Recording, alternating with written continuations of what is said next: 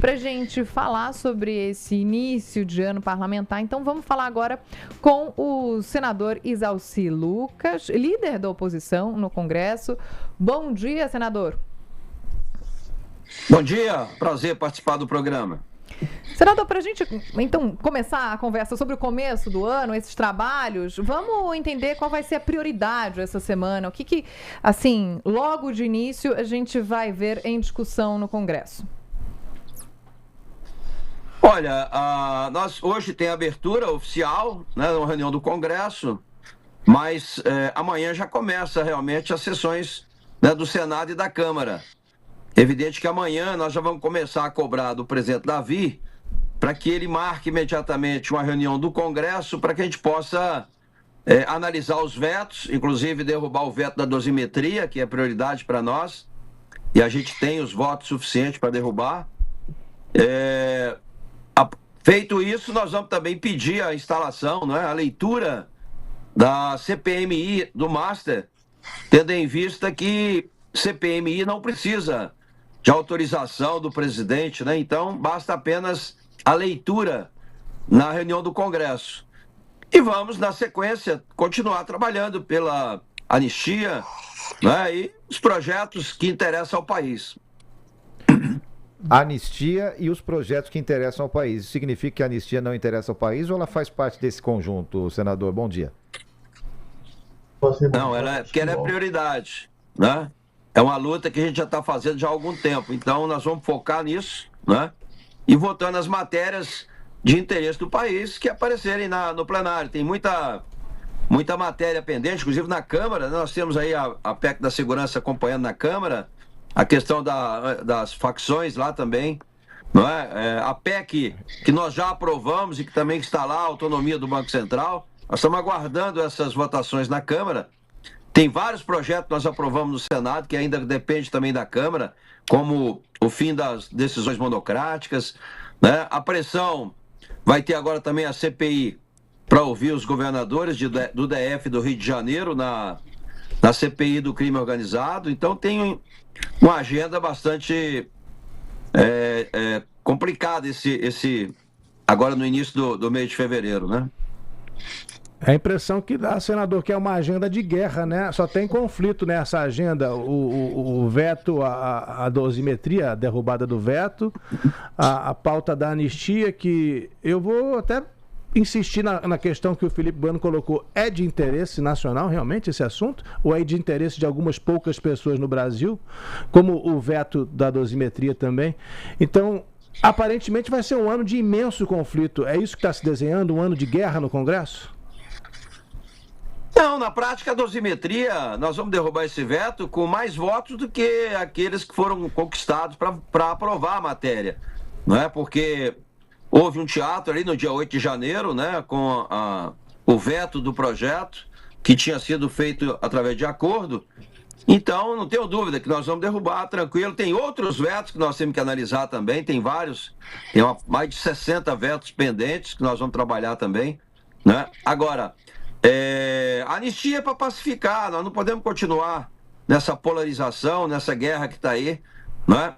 Narrativas para todo lado, né? Você vê que já 8 de janeiro o pessoal não conseguiu sair nem para o Natal, todo mundo saiu, menos o pessoal do 8 de janeiro, então um excesso aí. Vamos trabalhar também, não é, para prisão domiciliar do Jair Bolsonaro, porque não tem sentido no estado de saúde que ele se encontra, não é, ficar realmente ali na papudinha, sem condições, inclusive distante, qualquer coisa mais grave com ele, dificilmente você chega no hospital a tempo, porque a distância é grande. Mas eu acho que já apresentei lá na Comissão Internacional de Direitos Humanos, fizemos agora um aditivo quando ele foi para a papudinha, e eu espero também que essa comissão tome alguma providência com relação a isso. Dani? Oi, senador. Bom dia. Obrigada pela participação aqui na TMC, Dani Lima. Tudo jóia, meu caro. Senador, deixa eu entender aqui um pouquinho qual que é Vamos estabelecer aqui um pouco as prioridades em ordem de grandeza. Porque é o seguinte, os trabalhos no Senado esse ano vão ficar mais apertados, como no Congresso como um todo, por conta das eleições, certo? E a gente tem aí uma série de frentes abertas. Então, eu queria entender, é a anistia a prioridade número 1? É investigar o que está sendo tratado como o maior crime contra o sistema financeiro nacional já descoberto na história, que é o caso Master, ou seguir investigando na CPI do INSS, até porque, senador, o Master também tem conexões com a CPI do INSS. Trataremos como prioridade, então, a situação dos réus do 8 de janeiro ou condenados, né, como é o caso do ex-presidente Jair Messias Bolsonaro, ou aquela que é considerada a maior fraude ao sistema financeiro nacional, que é o Banco Master. Para o Senado Federal, para o senhor, quem é que vem na frente? O ex-presidente Bolsonaro, seu aliado, ou os milhares de lesados pelo Master em situação ainda não totalmente revelada? Olha, isso vai acontecer concomitante, né? Nós não esquecemos e não vamos esquecer da CPMI do INSS, que nós queremos realmente ouvir o Lulinha, queremos ouvir o Frei Chico lá, que de freio não tem nada, não é? Nós não podemos esquecer do INSS. Na quinta-feira está marcado, inclusive, o Vocaro para ir lá, para falar sobre os consignados do Master. Porque, se não me engano, são mais de 200 mil contratos que não têm ainda a comprovação do empréstimo. Então, nós vamos trabalhar em cima da questão do INSS. E, concomitante, vamos trabalhar para a leitura e instalação da CPMI do Master. Como você disse, o maior escândalo financeiro das últimas décadas, né? Inclusive, com coisas absurdas que estão acontecendo. Essa atitude do ministro Dias Toffoli, né, de não permitir a Polícia Federal fazer investigação inicialmente, depois indicar os membros, os peritos, para fazer análise. Eu vi alguns depoimentos que foram divulgados, e só foram divulgados aquilo que não compromete ninguém, porque ninguém perguntou, a delegada não perguntou com relação ao contrato do Alexandre de Moraes, com relação ao resort, não perguntou nada. Então, é muito estranho um ministro indicar um perito para fazer questionamento e mandar realmente o dever de casa para ela ler. Então, a gente tem que acabar com isso, né?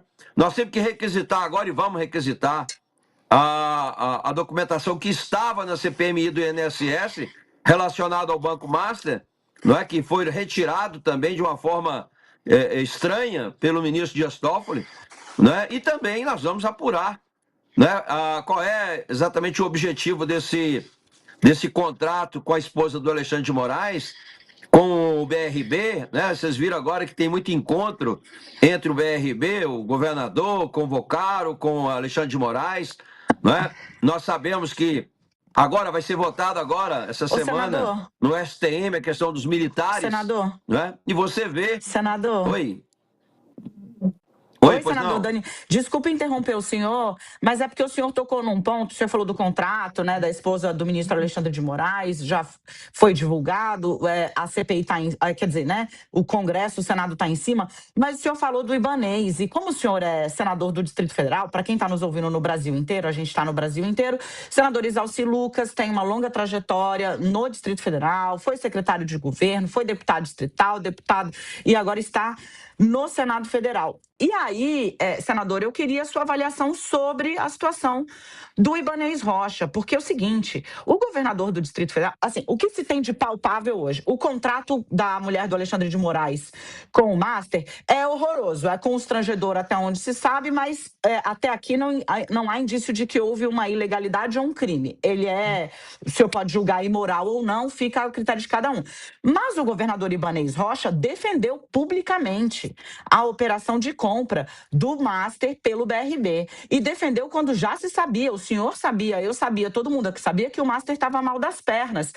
Por que é que o Senado ainda não foi, ou o que é que o Senado está pretendendo fazer em relação ao governador do Distrito Federal? Porque, senador, é nosso dinheiro do Brasil inteiro e principalmente do brasiliense, né? Dos servidores do governo do Distrito Federal. É isso que vai dar lastro. O BRB precisa cobrir ainda quase 3 bi de rombo, se a conta mais modesta estiver correta, porque pode ser mais do que isso.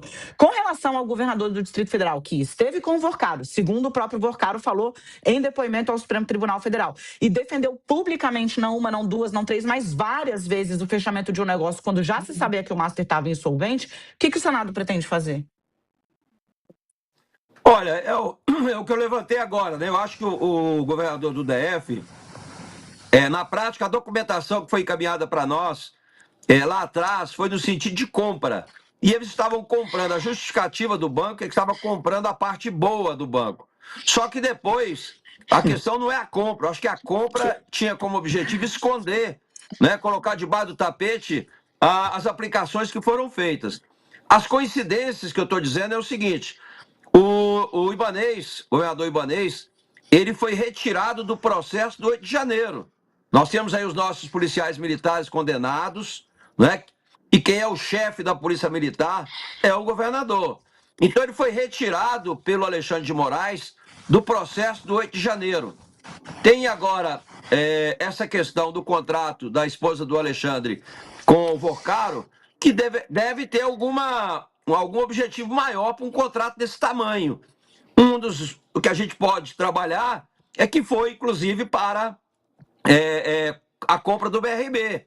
Então, tanto é que o próprio ministro Alexandre de Moraes impôs a candidatura de vice-governadora, né, para o vice-governador, para o Gustavo, que sabemos que era assessor do Michel Temer e que trabalhou muito na indicação do Alexandre no Supremo Tribunal Federal. Então tem um mistério aí que nós precisamos desvendar, porque ninguém pode aplicar 12, 16 bilhões em cima de uma planilha. Não é? Isso aí, óbvio, que tem que ter alguma coisa muito estranha. Não é? Porque é inadmissível você trabalhar um valor desse sem comprovar. Você viu que o Master comprou carteira e não pagou 6 bilhões e vendeu para o BRB por 12, sem nada, sem documento nenhum, sem consistência nenhuma. Então, tem muita coisa estranha que nós vamos apurar na CPMI do Master. Nós queremos isso. Vamos convocar o governador e outros para a gente desvendar esse mistério aí. Senador, muito obrigada pela entrevista, obrigada pelas respostas. Um ótimo trabalho, um ótimo dia, boa semana, boa volta aí ao trabalho depois do recesso. Obrigado, Dani. Um abraço.